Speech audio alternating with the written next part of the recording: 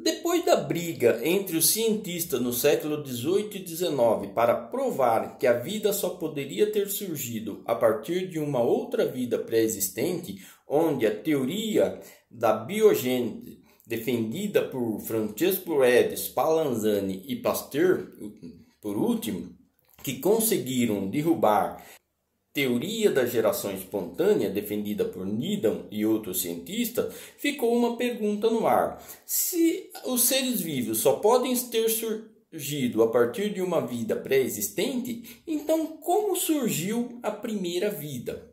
É uma pergunta que ficou para ser explorada por cientistas que vieram depois. E essa ideia trouxe muitos cientistas para explorar esse assunto. E nesse vídeo nós vamos viajar nessa aventura de como os primeiros seres vivos foram formados, como eles surgiram. Eu sou o professor Lisandro do canal Biociências e se você gosta de assunto como esse, me acompanhe nessa aula. Mas antes, não esqueça de deixar o seu like, se inscrever no nosso canal e ativar o sininho para receber as próximas notificações. Segundo teorias, a vida pode ter surgido de três formas no nosso planeta. A partir da origem extraterrestre, defendida pela teoria da panspermia, a partir de reações químicas, defendida pela teoria da evolução química, e também a partir de reações químicas hidrotermais, defendido pela teoria das fontes termais submarinas. Vamos acompanhar cada uma delas para explicar o que esses cientistas elaboraram para explicar a formação da vida na Terra. Segundo a panspermia, a vida teria vindo originada do espaço, transportada por meteoritos, asteroides e até cometas que caíram sobre a Terra. Em 1969, uma luz deu mais ênfase ainda a essa teoria ao descobrir num meteorito caído na Austrália de que no meio das rochas desse meteorito foram encontrados aminoácidos, que são os precursores das proteínas. Logo, as proteínas são as principais substâncias orgânicas que formam os seres vivos. Todos os seres vivos dependem, em sua maior parte, de substâncias, como as proteínas.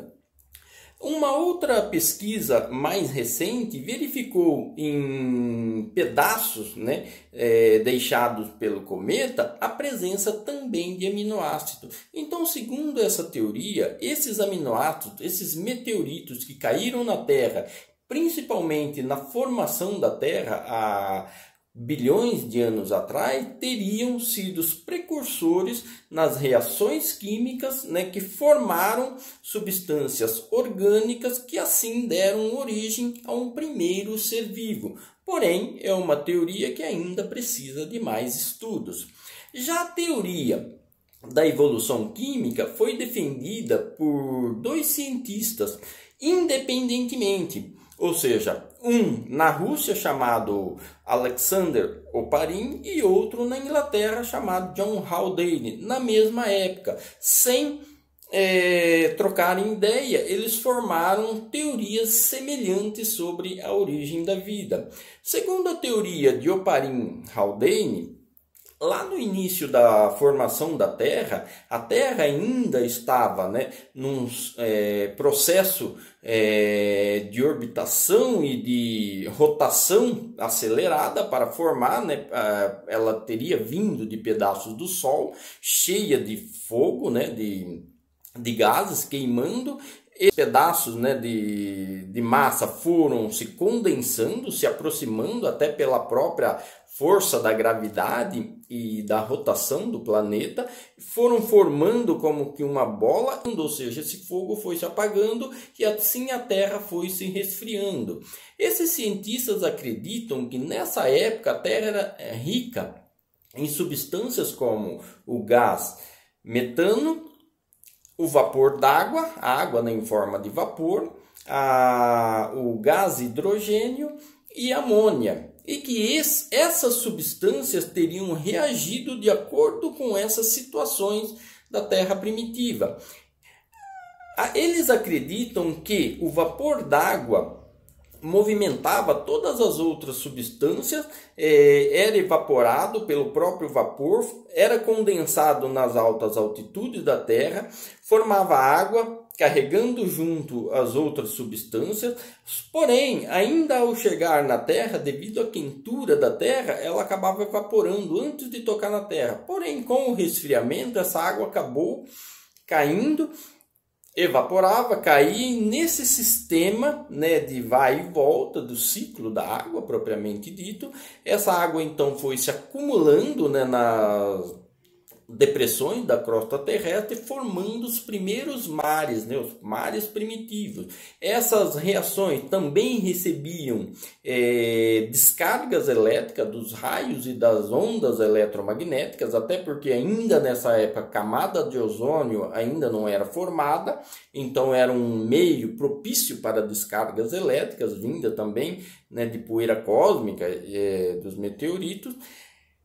Essas substâncias então começaram a reagir, e nesse processo de vai e volta do ciclo da água durante milhões de anos, né, ao longo do tempo, foi fazendo com que os mares primitivos, ainda rasos e quentes, se transformassem numa sopa nutritiva, e que essas substâncias, ao se reagirem, formaram as primeiras substâncias orgânicas, ou seja, os aminoácidos. E esses aminoácidos continuaram nessa sopa nutritiva, né, entre aspas, dos mares, né, formada dentro dos mares, recebendo descargas elétricas que impulsionaram essas reações, inclusive, e foram formando então como que um sistema semi-isolado, que eles chamaram de coacervatos, onde várias substâncias orgânicas teriam se formado, se agregado, e teria ficado em volta por moléculas de água, que protegia e com capacidade de fazer trocas internas com o meio externo, ou seja, um sistema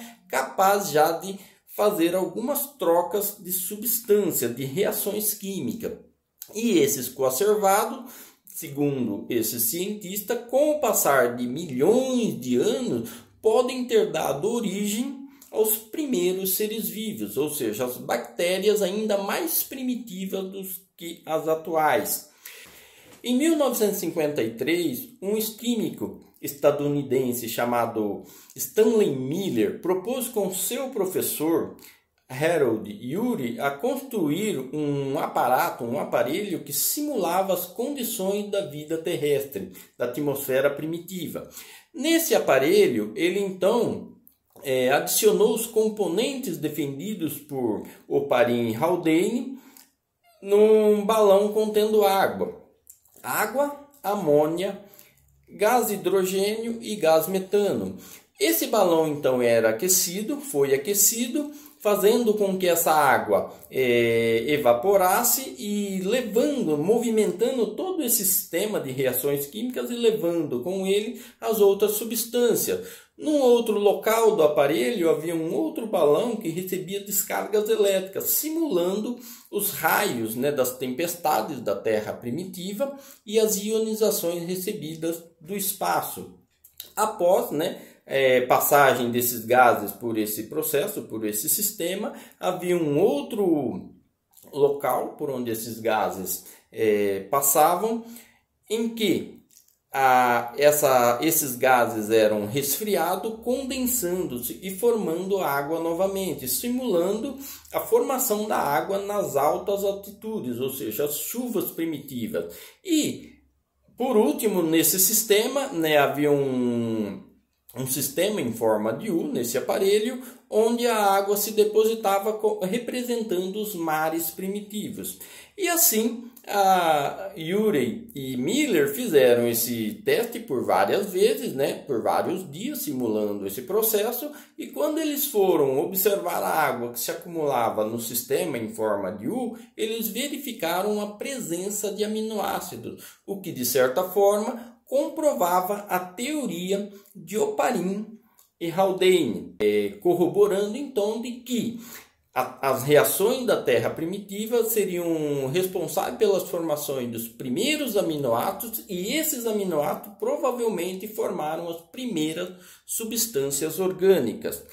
Mais para frente, outros cientistas, estudando também essa proposta, recusaram essa teoria, tanto de Oparin quanto de Miller, porque eles acreditavam que na Terra primitiva não havia presença nem da amônia e nem do gás metano, e sim de gás hidrogênio, gás nitrogênio e água. Eles também fizeram um experimento semelhante ao de Miller e Urey e testaram com outros gases e viram que em certas condições havia formação de aminoácidos e em outras não, o que comprovava então que pode sim ter existido as reações na Terra primitiva para formações de aminoácidos, mas somente em situações especiais e não em todos os casos, certo? Mais tarde, em 1977, cientistas descobrem então fontes termais submarinas, e eles perceberam que as fendas submarinas expeliam água quente a uma temperatura de 300 graus, ricas em certos gases como o gás sulfídrico, o gás hidrogênio e amônia. Nessa questão, os cientistas então começaram a indagar se a vida não poderia ter surgido ali. Pesquisando essas áreas, eles descobriram então que a água que saía das fendas, rica em minerais, formavam um depósito de minerais no assoalho marinho, formando câmaras por onde passavam a água, numa forma de chaminé rica em gases, trazendo consigo gás sulfídrico, gás metano, gás carbônico, gás hidrogênio, amônia, entre outros. Dessa forma, eles pensaram, será que essas reações entre essas substâncias não poderiam ter surgido dali a vida, já que dentro dos oceanos estariam protegidos das ionizações e das radiações vindas do espaço, o que poderiam ter, essas reações poderiam ter se combinado, formado reações químicas e assim surgido as primeiras bactérias resistentes ao calor. Em 2009, um cientista americano chamado Michael Russell cria então um sistema em laboratório que simulava as condições das fontes termais submarina, e dessa forma ele, percebendo a reação da água quente com a água gelada, junto com esses gases como o gás metano, o gás sulfídrico, o gás hidrogênio, a água e a amônia e o gás carbônico, surgiram dessas reações. Eles verificaram, observaram a formação de aminoácidos e de pequenos peptídeos. Esses peptídeos são junções de aminoácidos que formam os protídeos, ou seja, as primeiras proteínas rudimentares. Essas proteínas, então, provavelmente deram origem às substâncias orgânicas que se agregaram e assim, num sistema elaborado, com o passar de milhões de anos de reações, foi aos poucos formando uma primeira célula, uma célula primordial que provavelmente era uma bactéria e que dessa forma então surge a vida há mais ou menos 3 bilhões e meio de anos atrás. Então essa foi a nossa aula. Se você gostou, não esqueça de deixar o seu like, se inscrever no nosso canal e ativar o sininho para receber as próximas notificações. Comente aqui embaixo as suas impressões e as suas dúvidas e não se esqueça de compartilhar esse vídeo com pessoas que gostam desse assunto, com seus amigos e colegas e familiares também. Muito obrigado e até uma próxima aula.